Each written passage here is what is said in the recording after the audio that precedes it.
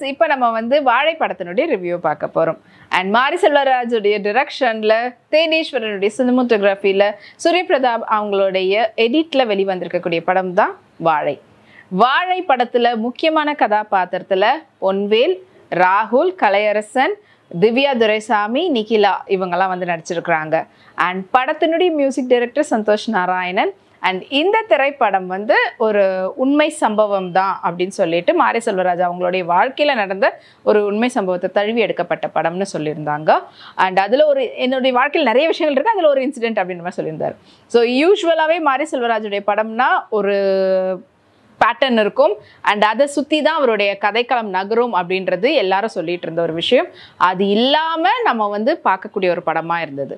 But இதுலேயும் வந்து பார்த்தீங்கன்னா சோஷியல் அவேர்னஸ்க்கும் இப்போ வரைக்கும் ஒவ்வொருத்தரும் வேலை செய்யக்கூடிய அந்த குறைஞ்ச சம்பளத்தில் வேலை செய்கிறவங்க அப்படின்றது நம்ம பழங்காலத்தில் தான் நினச்சிட்டு இருந்தோம். இப்போ ரீசெண்டாக லேட் 90s கூட நடந்துருக்குது, இப்போ வரைக்கும் கூட நடந்துக்கிட்டு இருக்குன்றது தான் சொல்லியிருக்கக்கூடிய படமாக வாழைப்படம் இருக்குது. ஸோ சின்ன பசங்க, ஸ்கூலுக்கு படிக்க போகிற பசங்க, அவங்களுடைய ஸ்கூல் இல்லாத டைமில் வெயிட்டுக்காக வாழையில் போய் வேலை செஞ்சு அது வாழை தூக்கிட்டு போகிறது, அதில் வரக்கூடிய சம்பளத்தை வச்சு வாழ்க்கையை நடத்தக்கூடியவங்க. அவங்களுக்குன்னு ஒரு குழந்தைங்களுக்கும் வெளியில் போய் விளையாடணும் அந்த ஆசைங்களாக இருக்கும், அதெல்லாம் விட்டுட்டு அவ்வளோ பலுவை வந்து தூக்கிக்கிட்டு அவ்வளோ கஷ்டப்பட்டு பண்ணணுமா அப்படின்ற மாதிரி அவங்களுக்கும் பிடிக்காமல் பண்ணிகிட்டு இருக்கக்கூடியது. பட் வேறு ஆப்ஷன் கிடையாது அப்படின்றது தான். அப்படி பண்ணும்போது ரெகுலராக போகக்கூடிய இடத்துல போகாமல் ஒரு நாள் விட்டுட்டா என்ன நடக்குதுன்றது தான் சொல்லியிருக்கக்கூடிய படமாக அமைஞ்சிருக்குது.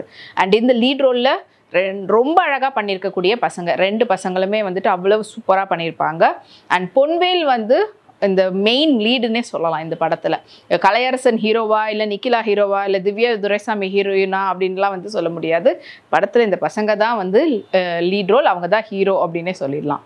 அண்ட் கலையரசன் இதில் வந்துட்டு கொஞ்சம் ஒரு போராளியா, ஒரு கம்யூனிசம் பேசக்கூடிய ஆளாக சொல்லலாம். இல்லைனா வந்துட்டு வேலை செய்யக்கூடியதுக்கு அவருக்கு அந்த அளவுக்கான கூலி கிடைக்கலன்றதுனால அதுக்காக போராடக்கூடிய ஒரு ஆளாக காட்டியிருக்கிறாங்க.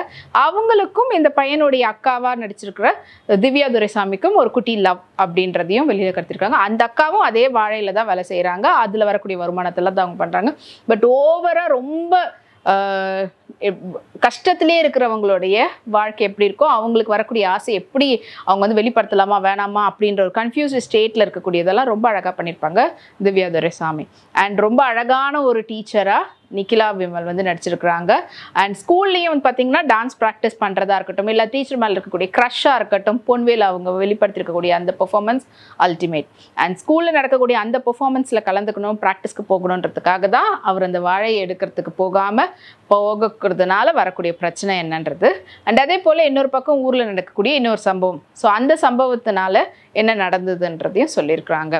நிகிலா விமல் ஆஸ் யூஷுவல் அவங்களுடைய ஆக்டிங் பெர்ஃபார்மன்ஸ் எப்பவுமே வந்து பார்த்தீங்கன்னா ரொம்ப சட்டிலாக இருக்கும், ஓவர் டூவாகவும் இருக்கும், அது ரியலிஸ்டிக்காக இருக்கும். அதே போல் ரொம்ப அப்படியே பெர்ஃபார்மன்ஸுன்றதுக்காக அப்படியே நடிக்கணும் அப்படின்ற மாதிரி ரொம்பவும் அழுத்திக்காமல் லைட்டாக கொடுத்துட்டு போவாங்க. அந்த லைட்டான பெர்ஃபார்மன்ஸ் ஆன் ஸ்க்ரீனில் ரொம்ப அழகாக நம்மளோட கனெக்ட் ஆகும். அதே போல் இப்போ வந்து அப்கமிங்கில் பண்ணக்கூடிய திவ்யா துரைசாமியோட எல்லா கேரக்டருமே அவ்வளோ நல்லா செலக்ட் பண்ணி நல்லா நடிச்சிட்டு வந்துட்டுருக்குறாங்க.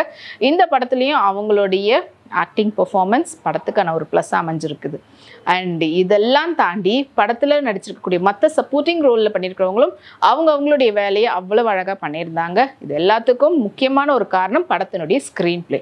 அவ்வளவு எங்கேஜிங்கான ஒரு ஸ்க்ரீன் பிளேவாக இருந்தது.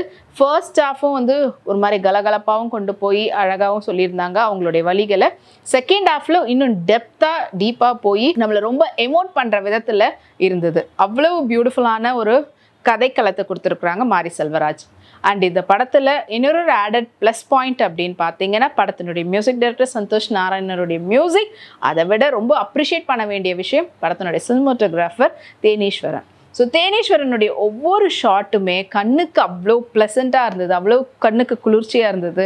நம்ம பார்க்கக்கூடிய அந்த வாழைன்றது இந்த மாதிரியான ஒரு இடத்துல தான் வளருதா, இப்படி தான் பச்சை பசேல்னு இருக்குமா, அவ்வளவு அழகான ஒரு இடமா, அந்த இடத்துக்கு நம்ம போகக்கூடாதா, படத்தை பார்க்கும்போது அப்படிப்பட்ட ஒரு ஃபீல் வந்து நம்மளுக்கு கொடுக்குது. அவ்வளோ அழகான கம்மாய் சொல்லுவாங்களே அதாக இருக்கட்டும், இல்லை அந்த தண்ணியெல்லாம் காட்டும் போது அவ்வளோ ஒவ்வொரு ஷாட்டுமே அவ்வளோ அழகாக வச்சுருந்தாங்க.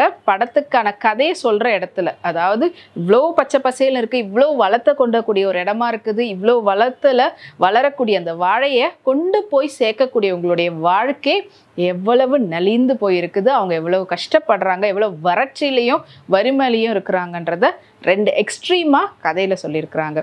ஸோ அவ்வளோ ஒரு வலியை தாங்கிக்கிட்டு அவங்க பண்ணக்கூடிய வேலைக்கு கடைசியாக அவங்களுக்கு எவ்வளோ ஊதியம் கிடைக்குது, இப்போ வரைக்கும் அந்த ₹1 வந்து சம்பாதிச்சுட்டு இருக்கிறாங்களா அப்படின்றது தான் வலியோட சொல்லியிருக்கக்கூடிய படமாக அமைஞ்சிருக்குது. ஸோ இந்த படத்தில் வந்து நீங்கள் நல்லா எங்கேஜ் ஆகலாம்.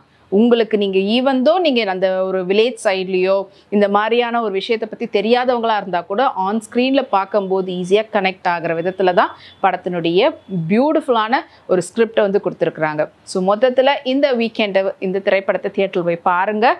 அண்ட் மறக்காமல் நம்மளுடைய ஜி டாக்கீஸ் சேனலை சப்ஸ்கிரைப் பண்ணுங்கள். இந்த வீடியோ உங்களுக்கு பிடிச்சிருந்ததுன்னா லைக் பண்ணுங்கள், உங்கள் ஃப்ரெண்ட்ஸ் அண்ட் ஃபேமிலிஸோட ஷேர் பண்ணுங்கள். Take care and bye. இந்த வீடியோ உங்களுக்கு பிடிச்சிருந்தா லைக் பண்ணுங்கள், கமெண்ட் பண்ணுங்கள், ஷேர் பண்ணுங்கள், சப்ஸ்கிரைப் பண்ணுங்கள்.